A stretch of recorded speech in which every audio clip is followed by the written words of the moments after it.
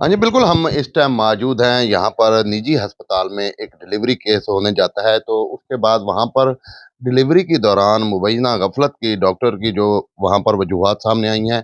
इस हवाले से मुतासरा जो फ़ैमिली है, वो हमारे साथ मौजूद है, इनसे बात कर लेते हैं।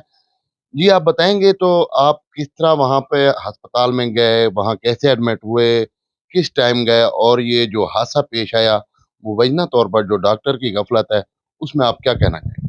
जी, हम 18 जनवरी को असलम अस्पताल गए थे। 1 बजे जो है मेरी भाभी का ऑपरेशन हुआ था, ठीक है? ऑपरेशन किसी गायनेकोलॉजिस्ट ने नहीं किया, ठीक है?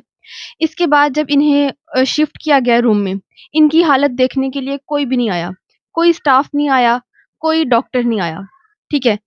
इनकी जो हमारे पास डेथ सर्टिफ़िकेट है उसमें साफ लिखा हुआ है कि इंटरनल ब्लीडिंग की वज़ह से जो है उनकी डेथ हुई है, लिखा हुआ है, ठीक है? अब उसको जब हमने दूसरों से पूछा है कि भई फिर हमें क्या करना चाहिए था? हमारी गलती की वजह से हुई है। तो उन्होंने कहा है अगर पहले 3 घंटों में जो है रीओपन हो जाता ऑपरेशन, तो वो बच जाती। जब हम सोच रहे हैं 3 घंटे में तो मेरी भाभी को देखने के लिए कोई आया ही नहीं। तो गफ़लत सारी की सारी जो है बरती गई है असलम अस्पताल में और उनका जो पूरा अमला है, डॉक्टर्स की तरफ से भी ज़ाहिर बात है और उसके बाद उनके स्टाफ की तरफ से भी। हेल्थ डिपार्टमेंट की जानिब से क्या कार्रवाई है? जी, वज़ीर आला जो पंजाब हैं, मरीम नवाज़ साहिबा, उनका बेहद शुक्रिया। उनकी तरफ से जो है हमारे पास हेल्थ कमीशन वाली टीम आई थी, लाहौर से। जो डिस्ट्रिक्ट वाली है, उसकी तरफ से भी बड़ा अच्छा एक्शन था। उसी दिन जो है, जो हॉस्पिटल है वो सील हो गया था। लेकिन एफआईआर जो है अभी तक नहीं काटी गई, ये बात है। जी, इसी हवाले से जो मुतासरा खातून थीं, जो इस टाइम अल्लाह को प्यारी हो गई हैं, जो मुबैना डॉक्टर की गफ़लत से उनको नुकसान पहुँचा, उनका बच्चा भी हमारे साथ मौजूद है, उनका घर वाला ख़ावंद भी हमारे साथ मौजूद है, इनसे गुफ्तगू कर लेते हैं।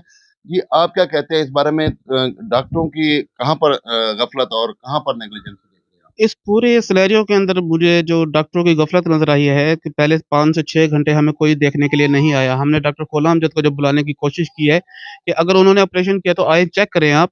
तो वो कहते हैं वो तो सीढ़ियाँ चढ़ने से ही कासिर हैं, उनकी तो कुछ अरसे पहले जो है ना घुटनों की सर्जरी हुई थी और वो तो ऊपर नहीं आ सकती। जिस डॉक्टर ने आपका ऑपरेशन किया है हम उसको भेजते हैं।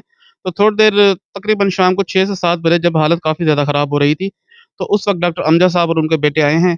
तो बल्कि उस वक़्त एक हैरत-अंगेज़ जो एक काम ये हुआ है कि डॉक्टर जो अहमद अमजद था, तो मिसेज़ की उस वक़्त जो हालत देखकर वो खुद उसको पैनिक अटैक हुआ और वो खुद बेहोश हो गए, बल्कि हम उसको सही करने के चक्करों में रह गए।